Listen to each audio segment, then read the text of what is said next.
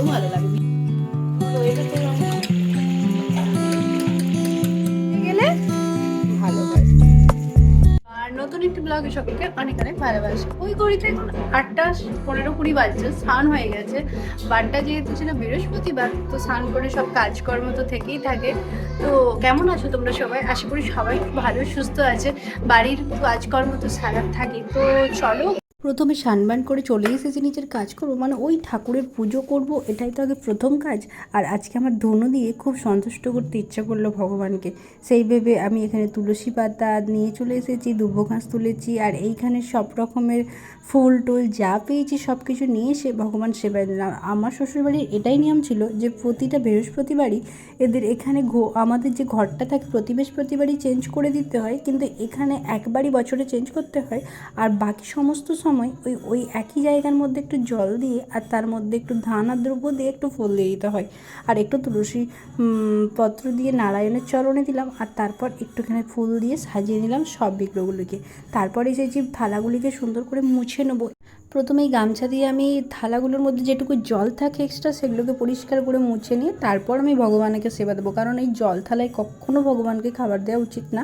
তার জন্য আমি প্রতিটা থালা, মানে তুলসী রানীকে, গোপালকে, আমার ভগবানকে, যেসব আমি থালাগুলোকে পরিষ্কার করে মুছে নিলাম, তারপর আমি বাতাসা প্রসাদ দেবো, যেটা প্রতিদিনই হয়ে থাকে। আমি এইভাবে দিয়ে থাকি। আর বৃহস্পতিবারে 5টা একটু আতপ চাল আর সাথে আমি বাতাসা প্রসাদ দিয়ে দেবো। আর তারপর ভগবানকে পুজো করব। ধুনোও দিয়েছি, আর সাথে সাথে আমি আলপনা দিয়ে সব কিছু এঁকে নিয়েছি। তারপর রান্নাবান্না আজকে যেটুকু হবে সেটাই খাওয়া দাওয়া করবো ঠিকই। আর তার আগে আমি তোমাদের সাথে একটু গল্প করে করে আমার কাজকর্মগুলি শেয়ার করতে থাকি। তো চলো, এই বাতাসাটা আমি কাঁচের জারের মধ্যে ভরে রেখেছি যাতে কোনো রকম পিঁমড়ে পোকা না আসে। এইভাবে আমি আটক করে রাখলে 1-1.5 মাস সুন্দর থাকে, কোনো রকম বাতাসার মধ্যে জল জল ভাবটা আসেই না।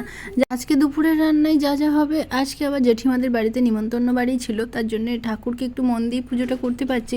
রান্না চর্চা বিশেষ কিছু সেরকম ছিল না। যাই হোক, সেটাতে জন্য কী কী রান্না হয়েছে সেটা তো জানিও না আমি এখন পুজো করে ভগবানকে সেবা দিয়ে দুটি নিজের সেবা গ্রহণ করব। আর বৃহস্পতিবারের পুজোটি করতে একটু সময় লাগে ঠিকই, কিন্তু একটু ধৈর্য ধরে পুজো করলে নিজের মন থেকে অনেক বেশি তৃপ্তিও পাওয়া যায়। তারপর ভগবানকে সেবা দিয়ে আরতি করলাম। তারপর এসেছে এখানে লক্ষ্মীচরিত্রের বইটি একটু পড়বো। এটা আমি প্রতি বৃহস্পতিবারই পড়ে থাকি সময় পেলে, আর যখন আমি নিজের কাজের সূত্রে এখানে থাকি না তখন শাশুড়ি মা পড়ে থাকে। তো এটা একটু আমার মনের মধ্যে শান্তি আছে যে ভগবানের নাম আমরা প্রতিটা দিনই করে থাকি, কিন্তু এই বৃহস্পতিবার বা মা লক্ষ্মীর কৃপায় আমার একটু লক্ষ্মী চরিত্রের বই পড়া, একটু ধুনো দেওয়া, তারপর দুব্বো ঘাস এই যে ধান দিয়ে ঘটের মধ্যে দিয়ে একটু জল দেওয়া, এই সব আর কি। দিল্লীশ্বরী জিজ্ঞাসা করিয়া আমি আসি জননীরে জগৎ বিদায় লই, বাড়িতে আসিল মাতার নিকটে আসি জিজ্ঞাসা করিল, পদ্মাবতী শনি বলে শোনো রে বচনেই সত্য করাইয়া আমি বাড়ি চলে তো পড়লাম। এরপর আমি এসেছি সব কিছু বইটাকে আমি যত্ন করে এই যে পলিথিনটির মধ্যে ভরে রাখি যাতে ধুলো না পড়ে আর একটু ভালো থাকে। আর আমাদের যেহেতু প্রতিদিনের পুজোটা এই মাটির বাড়িটাই হয়ে থাকে, প্রথম থেকেই এটাই নিয়ম যে মাটির বাড়িতে নিস্তব্ধ জায়গায় ভগবান আমাদের থাকে। তো তারপর এসেছি রান্নাবান্নার এখানে। দিদিভাই অলরেডি ঝোল রান্না বসেই গিয়েছিলো, তো ফুটতেই থাকছে। আজকে ওরা সবাই খাবে চিকেন। বৃহস্পতিবারটা আমি একটু স্কিপ করে যাই, বৃহস্পতিবারটা আমার ভালো লাগে না, বাকি সব তো তরকারি দিয়ে তো খেতে থাকবো। আর এখানে হয়েছিল আজকে চিকেন কারি, কারণ আজকে দিদিভাইদের বাড়িতে একটু আত্মীয়তা আসার জন্যে করেইছে। আর যার ফলে এই যে রান্নাবান্নার এত আয়োজন, সাথে সাথে সবাই খাবে। আর আমি বাকি সমস্ত যে রান্নাবান্নাগুলো হয়েছে সেগুলো দিয়েই দুপুরের মেনুটা খেয়ে নেবো। তো চলো, এখানে এত বাটি দেখে অনেকেই খুশি হও, অনেকেও বলো যে এত বড় ফ্যামিলি তো এখন দেখাই যায় না, ছোটোখাটো ফ্যামিলি। তো যাই হোক, এখানে ছিল কলাই, যেহেতু ভিজানো ছিল, কলাই সিদ্ধ দিয়ে পুঁই শাকের তরকারি, এখানে চাটনি আছে, করলা ভাজা, এগুলো দিয়ে দুপুরে সবাই খাওয়া দাওয়া সেরে একটু ওই দুপুর 2:30টার মতো বাজছে, আমি খেয়ে এলাম। এই চালটুকু একটু ভিজাবো, রাহির বায়নাই হয়েছে কয়েকদিন ধরে একটু পিঠে খাবে, তাই এখানে 2 রকমের চাল নিয়েছি, মানে ওই 1 মুঠোর মতো নিয়েছি মুড়ির চাল, আর বাকিটা নিয়েছি ভাতের চাল। সব রকম জলটা ঝেড়িয়ে ভালো করে ভিজতে দিয়ে একটু ঘুমিয়ে যাব। ঘুম থেকে উঠে মিক্সিতে একটু বেটে নেবো, কারণ বানাবো ভেবেছি আজকে একটু গুড় পিঠে। কেমন পারি সেটা একবার ট্রাই করে দেখা যাক। আর আমার মানে বেসিক্যালি ভালো লাগে চালের গুড় পিঠেটা। অনেক সময় সুজি আর ময়দা দিয়ে দুধ দিয়ে বানানো যায় ঠিকই, কিন্তু চালের এই স্বাদটি কিন্তু খুবই ভালো লাগে।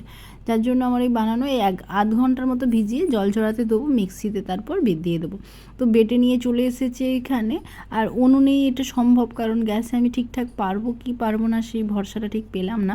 যাই হোক করবো ঠিকই। আমি এটাতে চিনি, একটু এলাচের গুঁড়ো সব কিছু দিয়ে ওই লিকুইড করে 1 ঘন্টার মতো রেখেছিলাম। তারপর এসেছি আর দিদিভাইদের বাড়িতে রুটি হচ্ছে, ওদের মতো করে রুটিটা বানানো হয়ে যাক। আর উনুনে সবসময় একটা টেস্ট দেখি ভালোই হয়। তারপর দিলাম তেল, আর এইখানে 1 ডাবু করে দিতে থাকছে। আর কেমন ফুলছে সেটা তোমাদের সাথে অবশ্যই শেয়ার করব। কিছুই কারণ না, শুধু ওই চালের সাথে একটু মরিচ চাল দিলে নাকি খুব ভালো হয়। দেখো কতটা সুন্দর লুচির মতো দুফুলোই ফুলে যাচ্ছে। আর তারপর এই দেখো তুলে নিচ্ছি আমি। আর তেল তো একদমই বেশি পড়ছেই না। যাই হোক এইভাবে বাকি সমস্ত মানে পিঠেগুলোই বানিয়ে ফেলবো। আর খুব ভালো ছিল। আর রাহির খুবই পছন্দের পিঠে। রাহি একটু পিঠে সব রকমের এইসব খেতে ভালোবাসে, যার ফলে মেয়ের আবদার তো করতেই হবে। তো মিস্টার ঘোষও ভালোবাসে। তো বাড়ির সবাই যখন একটু খাওয়া দাওয়া করতে ভালোবাসে, সেটা কিন্তু মিলেমিশে খাবার দাবারটা বানানো কিন্তু কোনো একটা মজাই লাগে। তো এই রকম অভিজ্ঞতা কিন্তু আমার এখানে এসে বেশ ভালো লাগে। উনুনে জাল দিয়ে দেয় আর জায়রা সবাই সাহায্য করে, সাথে সাথে আমি একটু আমার মতো করে হেল্প করে নিজে কাজকর্ম একটু করি। এটা কিন্তু খুব একটা মজার ব্যাপার, যেটা আমি এখানে করি ভালো লাগে। আর আমার বাবার বাড়িতেও তো অনেক বড় ফ্যামিলি ছিল, মানে পিসি 4টে, মা জেঠিমা কাকিমা অনেকটাই বড়, সবাই মিলে করলে খুব ভালোই লাগে। কিন্তু এইখানেও আমাদের আর জেঠিমাদের বাড়িতে খুব মজা হয়। ও দিতে থাকছে, আমি উল্টিয়ে ভালো করে তুলছি, যার ফলে বেশ মজা করে একটু গুড় পিঠে বানিয়ে সবাই মিলে খাওয়া হবে। শীতের দিনে খিচুড়ি আর এখানে বৃষ্টি টিষ্টি হলে বেশ পিঠে আর এরকম একটা বেশ ভালোই লাগে খাওয়া দাওয়াটা। আর গুড় পিঠে তো সবাই সারা বছরই করে থাকে। আর বাকি সমস্ত না হলে তালের সিজনে তাল কাঁঠাল সব রকমই বানায় এরকম রকম পিঠে। তো এইভাবে জাল দিয়ে দিয়ে বাকি পিঠেগুলো কমপ্লিট করে ফেলি। আর প্রতিটা পিঠে এত সুন্দর ফুলছে, আর একটু ভিতরে মানে শক্ত হয় না, যেটা খুব ভালো লাগছে দেখে। যাই হোক সমস্ত পিঠে কমপ্লিট, এই কটাই হয়েছে। যাই হোক আমাদের বাড়ি জেঠুদের বাড়ি সবারই 2-1টা করে হয়ে যাবে। আর তারপর আমি বেশ কিছু বাড়িতে ভেবেছি রেখে দেবো, যেটা রাহি আর আমি কালও খেতে পারবো, ফ্রিজে রেখে দেবো। আর এখানে মিস্টার ঘোষ সন্ধ্যের সময় একটু চা বানাচ্ছে, তো সবাই মিলে চা খাবো। আর ও একটু স্পেশালি একটু মালাই চা বানাচ্ছে। এই চাটার নাম কি দিয়েছো তুমি? মালাই চা। দেখি তোমার মালাই চা কেমন হয়।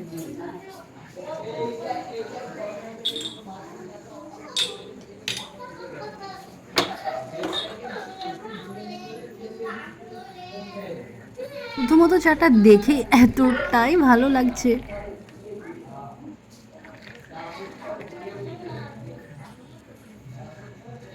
আমার আর মিস্টার ঘোষের 2 কাপ, আর সাথে রাহির যেহেতু ম্যাম এসছে বাড়িতে, তাই রাহির ম্যামের জন্য 1 কাপ, 3 কাপ চা বানিয়েছে। রাহির জন্য একটু দুধ আর পিডিয়াশিওর দেবো, ওকে চাটা দেবো না, এত কড়া লিকারের চা। সাথে এই যে ঘন শটটা, ওটাই নাকি চায়ের মধ্যে দিয়ে দিলে চায়ের টেস্টটা অসাধারণ হয়। এরকম করে তোমরাও কিন্তু বাড়িতে চা বানিয়ে খাবে। আর চাটা অনেকটা লিকার ভালো, মানে 3 কাপ চায়েও 3 চামচ চা দিয়েছে। যদিও এরকম বড় মানে চামচের না, চামচটা হচ্ছে ছোট, কিন্তু এই চামচের 1 থেকে 1.5 চামচ চা নিয়ে ওকে বসেছে। আর রাহির ম্যামের চাটা আমি দিয়ে আসছি। আর সবাই মিলে খেতে খেতে ব্লগটা এখানেই শেষ করছি। ভালো লাগলে চ্যানেলটা সাবস্ক্রাইব করো। ম্যামকে তো দিয়ে এলাম, ও বলছে আমি তো খেয়েছি, তো তুমি খেয়ে বলো কেমন লাগছে। সত্যি কথা বলতে চাটা ছিল ভীষণ টেস্টফুল, যেটা খুব কড়া লিকার, সাথে শটটা খেতে যেন মাথা ছেড়ে যাচ্ছে। গুড নাইট সকলকে।